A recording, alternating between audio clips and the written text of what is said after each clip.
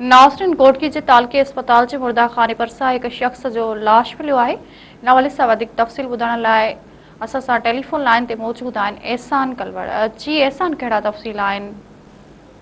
जी बिल्कुल, घोटकी जी तालका अस्पताल जे मुर्दा खाने भरिसां 45 वरनि जे नामालूम शख़्स जो लाश मिलियो आहे। अहिड़ो इतला इलाइक़े वासियुनि पारां ए सेक्शन थाणे ते ॾिनो वियो। A section Thane ji police वाक़े वारनि पहुची जेको नामालूम शख़्स जो लाश आहे उहो तालका अस्पताल घोटकी जे इमरजेंसी वार्ड में खणाई आहे, जिते डॉक्टरनि पारां इहो ॿुधायो पियो वञे त जेको लाश आहे उहो 24 कलाक खां वधीक पुराणो आहे, तंहिंजे करे लाश में बदबू थी वई आहे। ऐं उन्हनि पारां डॉक्टरनि पारां इहो चयो पियो वञे त हीउ जेको आहे उनजो अटैक, दिलि जो अटैक या दिमाग़ी अटैक थियण सबबि इहो वाक़ियो पेश आयो आहे, जॾहिं त लाश जी अञा ताईं आख़िरी इतलाउनि ते सुञाणप नथी सघी आहे ऐं पुलिस पारां इन मामले जी जेका आहे उहा जांच कई पई वञे। जी एहसान कलवड़, महिरबानी जी।